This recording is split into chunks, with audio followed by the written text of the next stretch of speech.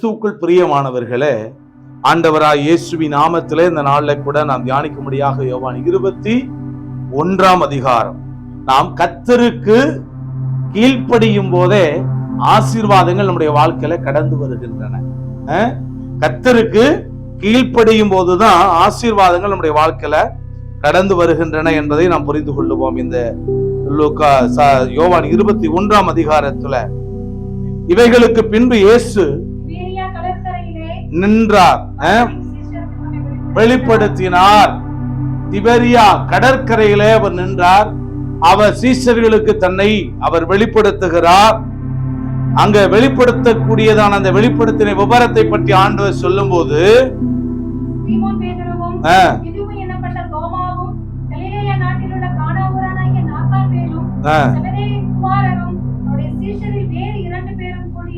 கூடியிருக்கும் போது சீமோன் பேதுரு மற்றவர்களை நோக்கி மீன் பிடிக்க போகிறேன் என்றான்.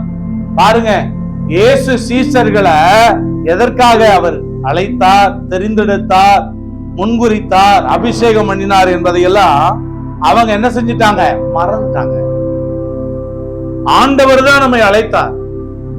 அவர் எப்ப அவர் அழைத்தார், தெரிந்து கொண்டார்னா உலக தோற்றத்துக்கு முன்பாகவே என்ன செஞ்சிட்டார்? நம்மள தெரிந்து கொண்டார். அடுத்து அவரே நம்மை அழைத்திருக்கிறார். அவரே நம்மளை கடைசி வரைக்கும் என்ன செய்வாரு? அவர் நடத்தி நம்மை நித்திய ராஜ்யத்துக்கு போய் சேர மட்டும் நம்மளை கொண்டு போய் சேர்ப்பார். ஆனா இங்க சீசர்கள் என்ன செய்யறாங்க அப்படின்னா, அந்த பேதுரு ஒருத்தன் அவனை ஆண்டவர் பார்த்த பொழுது சொன்னாரு, பேதுருவே, சீமோனே, நீ பேதுரு, நீ கல்லுன்னு சொன்னாரு. இந்த கல்லின் மேல என் அஸ்திபாரத்தை, என்னுடைய சபையை கட்டுவேன்னு சொன்னாரு ஆண்டவர். ஆனா இப்படிப்பட்டவன் இயேசு மறுதளிச்சது மட்டுமல்லாம எத்தனை தடவை மறுதளிச்சான்? 3 முறை மறுதளித்தான். அவர் எனக்கு யாருன்னு தெரியாது அப்படின்னு சொன்னா சபிக்கவும் சத்தியம் பண்ணவும் தொடங்கினான். இந்த பேதுரு இப்ப என்ன செய்யறான்? நான் மீன் பிடிக்க போறேன். அழைப்பை மறந்து விட்டான். உங்களை ஆண்டவர் எதற்காக அழைத்தார், தெரிந்து கொண்டார், முன்குறித்தார் என்கிற அந்த நோக்கத்தை தயவு செய்து என்ன செய்யாதீங்க, வாழ்க்கையில மறந்து விடாதீங்க, மறந்து விடாதீங்க. நம்ம ஒவ்வொருத்தருக்கும் ஆண்டவர் ஒரு அழைப்ப, ஆண்டவர் ஒரு திட்டத்தை, ஒரு நோக்கத்தை வைத்திருக்கிறார். என்னை குறித்து ஆண்டவர் ஒரு பிளான வச்சிருக்கிறார். அந்த பிளான அவர் நிறைவேற்றி முடிக்கிற வரைக்கும் என்னைய விட்டு அவர் ஜீவன் போகாது. அல்லேலூயா.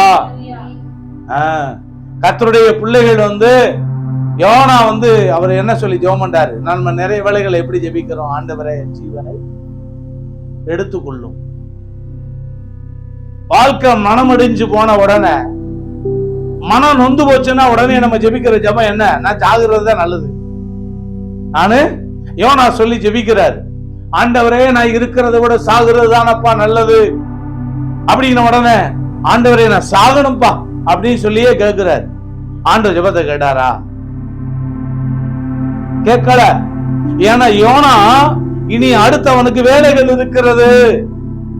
அவனுக்கு ஆண்டவர் சில திட்டங்களை வைத்திருக்கிறார். அதே மாதிரிதான் பேதுருவோட வாழ்க்கையில ஒரு பெரிய பிளான், ஒரு திட்டத்தை வைத்திருந்தார். அந்த திட்டத்தை மறந்து இப்ப என்ன பண்ணிட்டான் அப்படின்னா, ஆண்டவர் பரமேறி சென்று விட்டார். அதனால நீ என்ன செய்ய போற? என் வேலையை பார்க்க போறேன். பழைய டியூட்டி,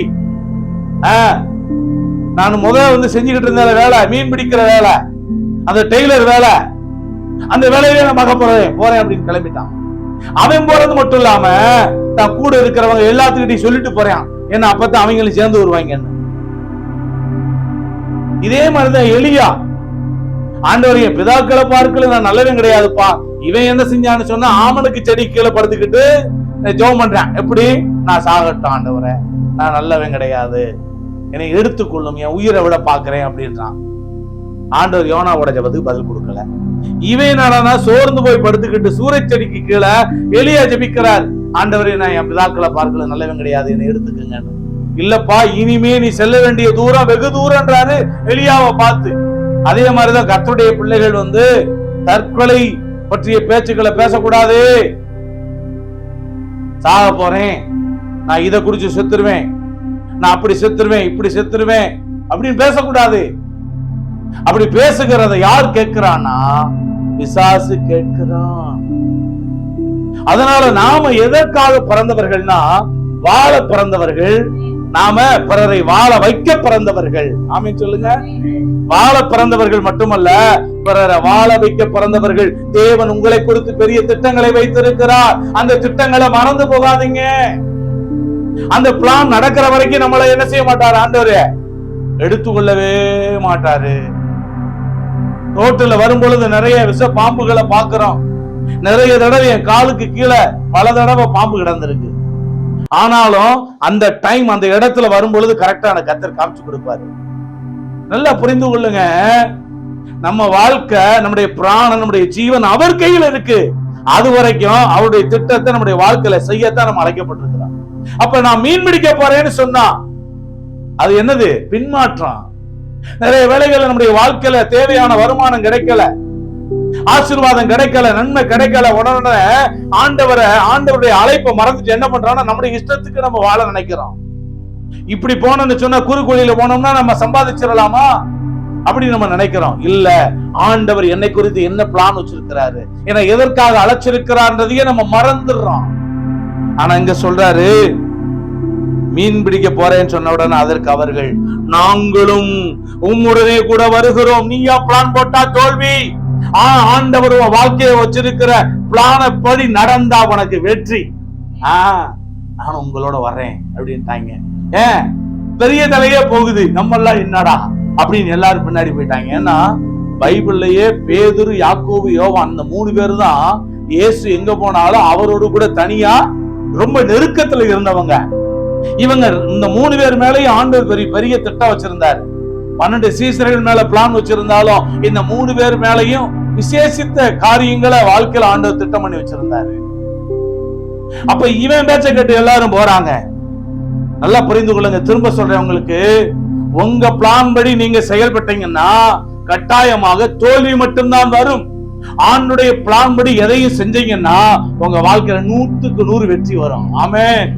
பாருங்க, அவர்கள் புறப்பட்டு போய் உடனே படவேறினார்கள். டியூட்டி ஆரம்பிச்சிட்டாங்க. அந்த ராத்திரியிலே அவர்கள் ஒன்றும் பிடிக்கவில்லை. இயேசு கூட இருந்தா தாயா நீங்க எதையுமே அறுவடை செய்ய முடியும், பிடிக்க முடியும், ஆசீர்வாதத்தை பெற முடியும். எவ்வளவுதான் உனக்கு திறமை இருக்கலாம், அவங்கள மீன் பிடிக்கிறதுல ரொம்ப ரொம்ப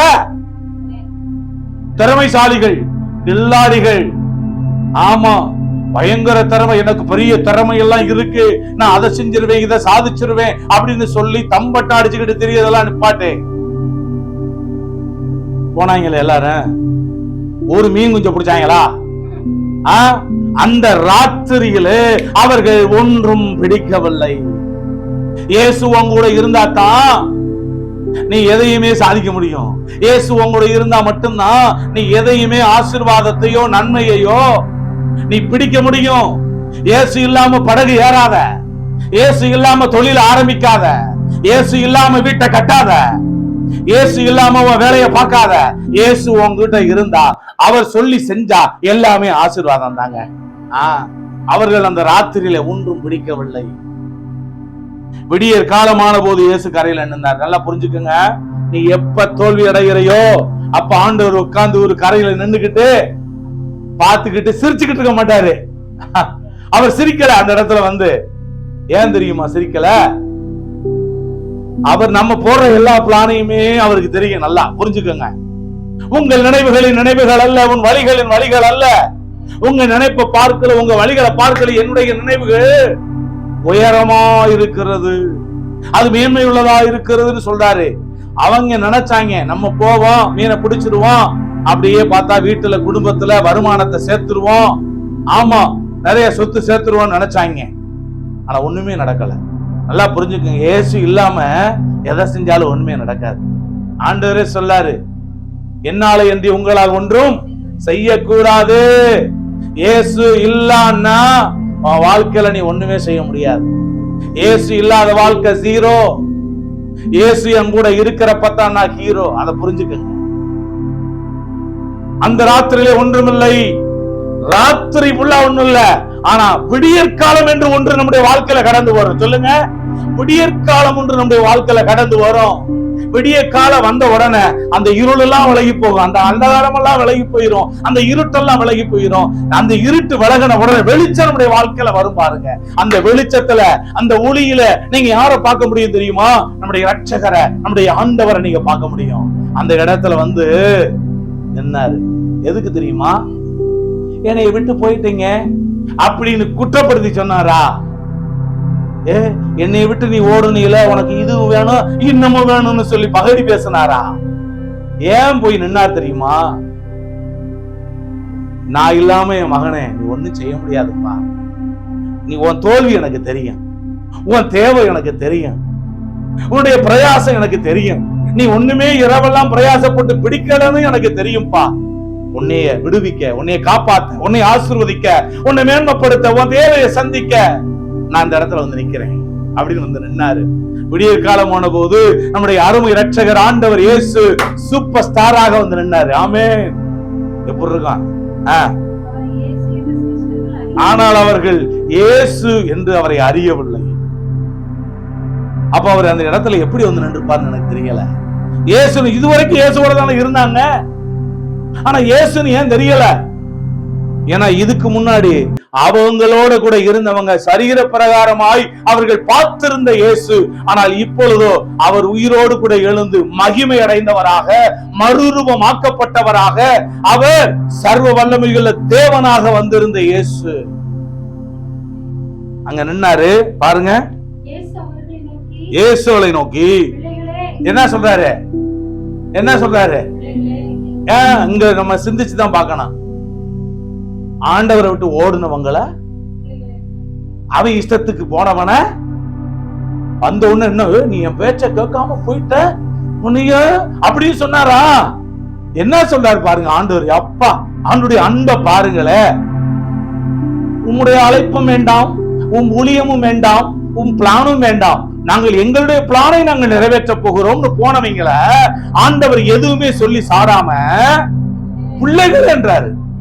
அதாங்க அப்பாவோட அன்பு. ஆமென். அதான் அவருடைய அன்பு. பிள்ளைகளே அப்படின்றாரு. பிள்ளைகளே எல்லாம் தெரிஞ்சுக்கிட்டே எல்லாம் கேள்வி வைப்பார் ஆண்டவர். புசிக்கிறதுக்கு ஏதாகிடும் என்னது உங்களிடத்துல உண்டா என்றார்.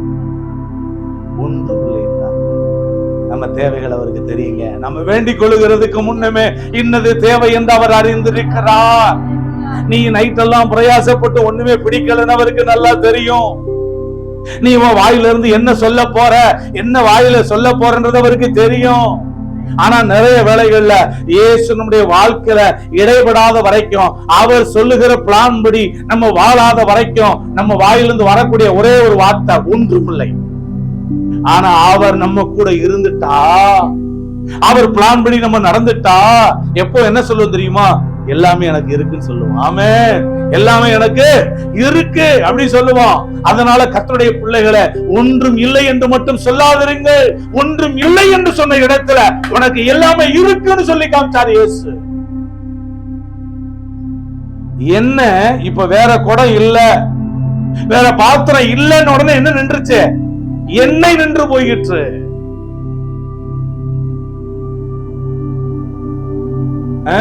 இல்லைன்ற வார்த்தைய கர்த்தருடைய பிள்ளைகள் பயன்படுத்தாதிருங்கள். அரிசி இல்ல, அதுல நம்ம என்னன்னா சுத்தமா இல்லைன்னு சொல்றோம். நம்ம நிறைய வேளைகள்ல பணம் சுத்தமா இல்ல, என்ன சுத்தமா இல்ல, அதுக்கு பதில் என்ன செய்யணும்? இன்னைக்கு அரிசி 25 கிலோ வாங்கணும் அப்படின்னு சொல்லி பாருங்க. ஏன் அந்த வார்த்தையை மாத்தி பேச மாட்டீங்க? ஏன் இன்னைக்கு ஒரு 5 லிட்டர் எண்ணெய் வாங்கணும் அப்படின்னு ஏன் மாத்தி பேச மாட்டீங்க? அப்படின்னா அதோட அர்த்தங்களை விசுவாச பிள்ளைகள் சரியாய் புரிந்து கொள்ள வேண்டும். எப்ப பாரு வறுமை, தரித்திரம், கடன், பஞ்சம், பட்டினி, தாழ்ச்சி, இதையே குறைவு, இதை பத்தி பேசுனீங்கன்னா அதெல்லாம் உங்க வீட்டுக்குள்ள வந்து ஆமீன் போட்டு உட்கார்ந்துக்கிறோம். அதுக்கு பதில் ஆண்டவருடைய ஆசீர்வாதங்களையும் நன்மைகளையும் பேசுங்கள். ஒன்றும் இல்லைன்னு சொன்னாங்க. பிள்ளைகளை புசிக்கிறதுக்கு ஏதாகிடும் உங்ககிட்ட இருக்கான்னு கேட்டார் ஆண்டவர். நம்ம கிட்ட சாப்பாடு கொடுக்கிறவரே அவர்தான். நம்ம அவர் சோறு கொடுக்க முடியுமா? அதான் ஆண்டவர் சொன்னார், டேய் நீ என்னதான் கஷ்டப்பட்டு உழைச்சாலும் ஒண்ணு புரிஞ்சுக்க, நீ ஒரு மீனையும் பிடிக்க மாட்ட, உன் வாய்க்கு நீ சாப்பிடுறதுக்கு கூட கிடைக்காது. ஆனா நான் தான் உன்னை ஆசீர்வதிக்கிறத நீ புரிந்து கொள்ளணும்ன்றதுக்காகத்தான் கதை இந்த காரியம். சோத்திரம். பாருங்க அடுத்த வார்த்தைய. அப்பொழுது அவர் ஆண்டவர் எதுவுமே பேசல. டேய் இங்க வாங்க, உங்களுக்கு நான் ரகசியத்தை சொல்லி தர்றேன், என் வார்த்தையை கேட்டுக்க. ஆண்டுடைய வார்த்தையின்படி வாழ பழகு. படைக்கு வலது புறமா நைட் எல்லாம் போராடுனாங்கல்ல, ஆனா எங்க கிடக்கு மீனெல்லாம்? நிறைய டைம்ல நம்ம பக்கத்திலேயே தான் இருக்கு ஆசீர்வாதம். எப்படி? நம்ம பக்கத்திலேயே தான் இருக்கு ஆசீர்வாதம். அந்த படகுக்கு வலது பக்கம் தான் இருந்திருக்கு மீனெல்லாம். ஆனா இவங்க பார்த்தா நடுக்கடல் எல்லாம் நீச்சல் அடிச்சு போய் அங்க போட்டுக்கிட்டு இருக்கிறாங்க. ஆனா பகல்ல படகுக்கு வலது புறமா வலைய போட்டு பாருன்னாரு. வாசிங்க. அப்பொழுது அவர் போடுங்க அகப்படும் என்றார். ஏதாவது சொன்னாங்களா? ஏன்னா ஏற்கனவே அவங்க ஆண்டுடைய ஆசீர்வாதத்தை பார்த்தவங்க. அதனால இந்த டைம்ல அப்படியே ஆண்டுடைய வார்த்தைக்கு கீழ்ப்படிஞ்சிட்டாங்க. வலதுபுறமா போட்ட உடனே திரளான மீன்கள் அகப்பட்டதினால் அதை இழுக்க ஆண்டவர் கொடுத்தா இழுக்க முடியாத அளவுக்கு ஆசீர்வாதத்தை கொடுப்பாரு. ஆமென். அவர்கள் திரளான மீன்களை பிடித்தும் மலை கிளியவில்லை. எப்படி கிளியல? ஆண்டவர் கொடுத்தா கிள்ளி கொடுக்க மாட்டார், அள்ளி கொடுப்பார். சொல்லுங்க. ஆண்டவர் கொடுத்தால் அவர் கிள்ளி கொடுக்க மாட்டார், அள்ளி கொடுப்பார். புரிந்து கொள்ளுங்க. ஆண்டவர் வலை நிரம்ப கொடுத்தார். என்னங்க? வலை நிரம்ப ஆண்டவர் கொடுத்தார். என்னங்க? இரவு நேரத்துலதான் மீன்கள் அகப்படுமா? இரவுலதான் மீன் பிடிக்கிறவங்க எல்லாம் போய் பகல்ல போயிட்டு இருக்கிறாங்க. போய் பாருங்க. கன்னியாகுமரிக்கு போங்க, நீங்க ராமேஸ்வரத்துக்கு போங்க, பகல்ல போய் மீன் பிடிக்க போறாங்களா போய் பாருங்க. போகவே மாட்டாங்க. ஏன் அப்படின்னு சொன்னா, இரவுலதான் மீன் பிடிக்கிறதுக்கு அந்த மீன்கள் எல்லாம் என்ன செய்யணும், மேல கடந்து வரும்.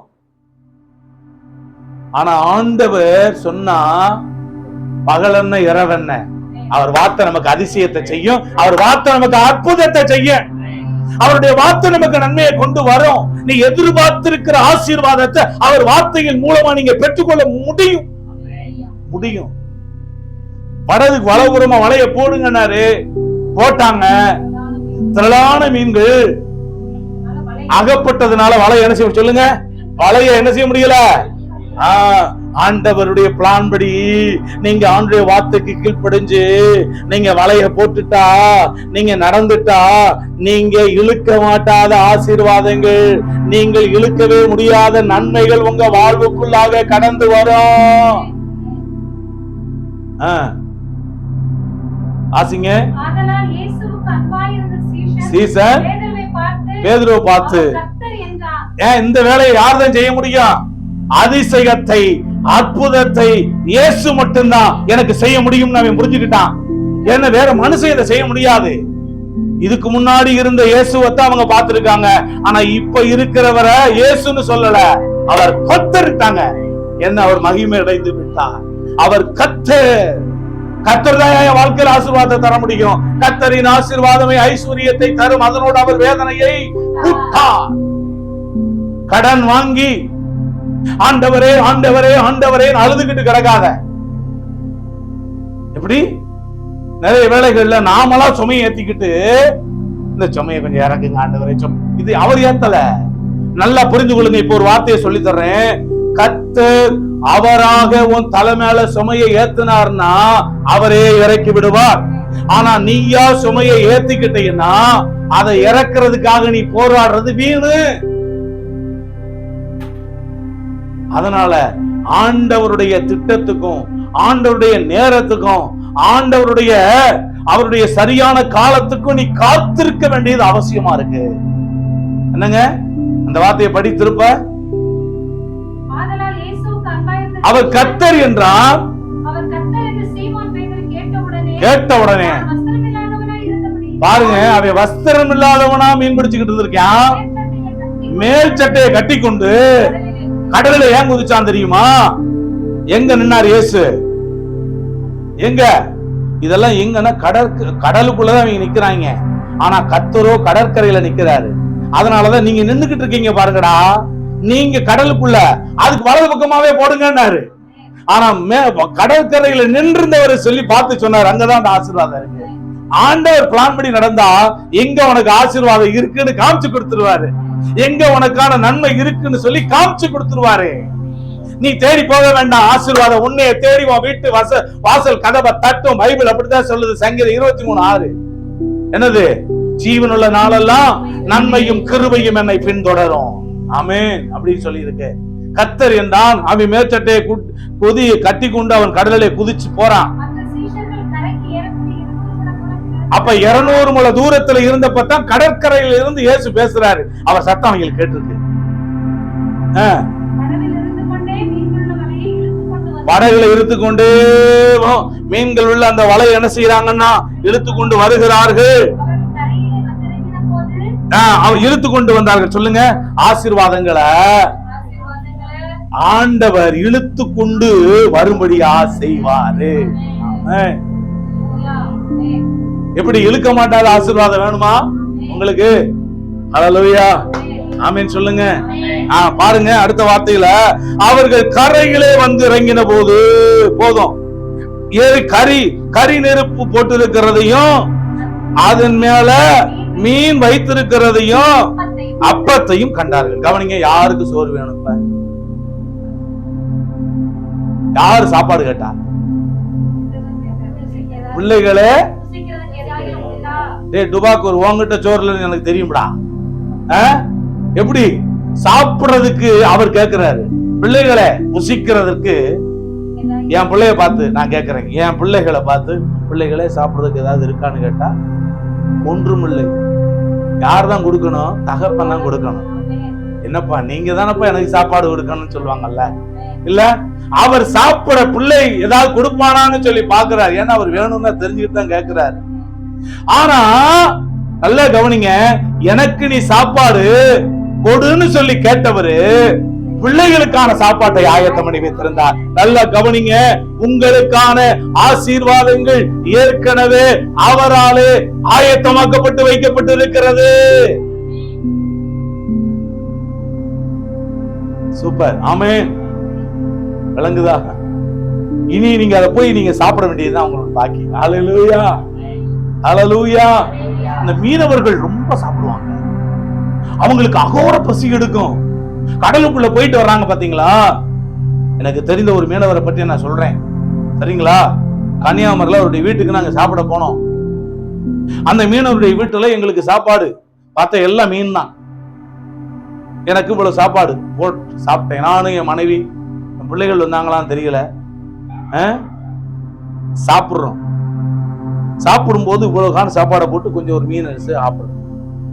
இவர் என்ன பண்ணாரு சொன்னா, இவ்வளவு சோற போட்டாரு, நடுவுல குழம்பு ஊத்துனாரு, உரிச்ச மீன் இவ்வளவு வச்சாரு. நான் அந்த கொஞ்சம் சாப்பாடையும் அந்த மீனையும் என் மனைவி நான் சாப்பிட்டு முடிக்கிறதுக்குள்ள சாப்பிட்டு முடிச்சிட்டாரு. திரும்ப அந்த கொஞ்சம் சாப்பாடை சாப்பிட்டு முடிச்சுட்டு நான் இரண்டாவது கொஞ்சம் வாங்கினேன். மறுபடியும் முதல்ல போட்ட மாதிரியே மறுபடி போட்டாரு. மறுபடி அதே மாதிரி மீன் சாப்பிட்டாரு. அவருக்குள்ள இருக்கிறது வகுரா இல்ல பானையான்னு எனக்கே தெரியல. நாங்க இப்படித்தான் சாப்பிடுவோம் அப்படி சொன்னாரு மீனவர்கள். ஏன் அப்படின்னு சொன்னா, அவங்க கடலுக்கு போறதுனால அந்த காற்றும் அந்த உப்பு அந்த மாதிரியான காரியங்களும் அவங்களுக்குள்ள அகோர பசியை ஏற்படுத்துமா. அவங்க அப்படிதான் சாப்பிடுவாங்க. ஆனா அவங்களுக்கு ஆண்டவருக்கு நல்லாவே தெரியும், அவனுக்கு வகுர சம்பூர்ணமா கொடுக்கணும்னா என்னாலதான் முடியும்னு சொல்லி ஆண்டவர் புரிஞ்சுக்கிட்டு அவன் எவ்வளவு சாப்பிடுவான்னு தெரிஞ்சுக்கிட்டு கரி நெருப்புல அவரே சுட்டு அவரே மீன அவரே அப்பத்தை வைத்திருந்தார். அங்க என்ன போட்டு வாசிங்க. அப்பத்தையும் சுட்டு எப்பா நம்ம ஆண்டவரை பாத்தீங்களா? நமக்கு நம்ம பிள்ளைங்க, அவர் பிள்ளைங்க, நமக்கு தேவையான மீனை அவரே சுட்டு, நமக்கு தேவையான அப்பத்தை அவரே சுட்டு அவர் பிரிப்பேர் பண்ணி வச்சிருக்கிறாரு. அல்லேலூயா. அப்ப நீங்க எதை பத்தியாவது கவலைப்படணுமா? கவலைப்படக்கூடாது. உங்க வாழ்க்கையில ஒரு விடியற் காலம் வரப்போகுது. ஆமென் சொல்லுங்க. உங்க வாழ்க்கையில ஒரு விடியற் காலம் வரப்போகிறது. உங்களுக்காக ஆண்டவர் எப்படி சீசர்களுக்கு அவர் மீனை அவர் அப்பத்தை ஆயத்தப்படுத்தி பிள்ளைகளை இதை சாப்பிடுங்கன்னு சொன்னாராம். என்னடா நம்ம கிட்ட கேட்டாரு. இப்ப பிள்ளைகள் எப்படி சாப்பிட்டுருப்பாங்க? அந்த இடத்துல இருந்து வந்த உடனே பசியோட தான் வந்திருப்பாங்க. ஏன்னா பசி இருக்க போய் தான் அவர் ரெடி பண்ணி வச்சிருந்தாரு. எதுக்கு பிள்ளைகளை புசிக்கிறதுக்கு ஏதாவது உண்டான்னு கேட்டா தெரியுமா?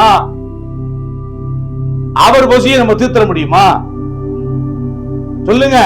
கடவுளுடைய பசியை தீர்க்க முடியுமா? முடியாது. ஆனா கடவுள் தான் நம்முடைய பசியை தீர்க்க முடியும். அதனால அவங்க எவ்வளவு பசியோட இருக்கிறாங்கன்றத கர்த்தர் அறிந்தார்.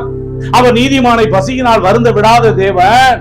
அவங்க கடற்கரையில வந்தவுடனே ஏதாவது சாப்பிடலாம். ஏன்னா ஒருவேளை மீனவர்கள் கடற்கரைக்கு வந்த உடனே சில மீன்களை சுட்டு சாப்பிடுறது வழக்கமா இருந்திருக்கும்.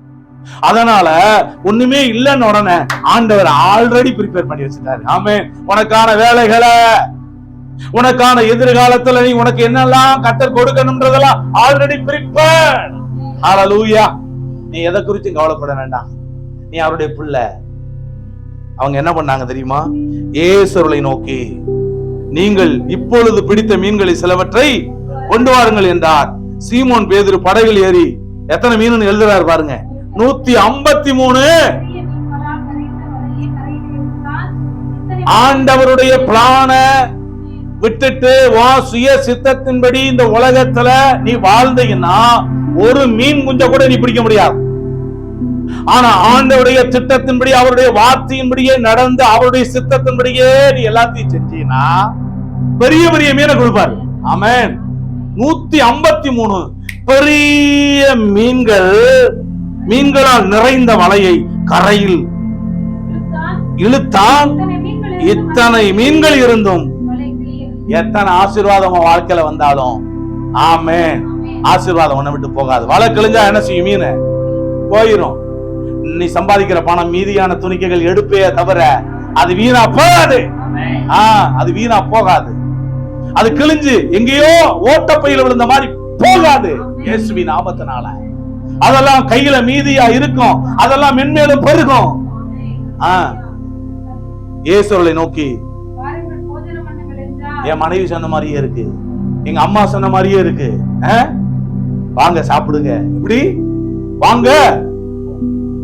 என் ஆண்டவர் எவ்வளவு சமையல் கலையில நிபுணர் போல. அல்லேலூயா. ஆமா, அவர் என்ன இன்னைக்கு என்ன ஹோட்டல் மேனேஜ்மெண்ட் அவர் அன்னைக்கே செஞ்சிட்டாரு. சமையல்ல அவர் காமிச்சிட்டாரு அம்மாவா, சமையல்ல ஒரு அம்மாவா காமிச்சிட்டாரு. வாங்க சாப்பிடுங்க, உங்களுக்காக ரெடி பண்ணி வச்சுட்டேன். என் அப்பாவே சுட்டு என் அப்பாவே ரெடி பண்ணி வச்சிருக்கிறாரு. அம்மா தானே பார்த்து பார்த்து செய்வாங்க. உரப்பு கரெக்டா இருக்கா? என் மகனுக்கு உரப்பு பிடிக்காது அப்படின்னு உடனே எனக்கு ரொம்ப உரப்பு பிடிக்கும், காரம் பிடிக்கும் ரொம்ப.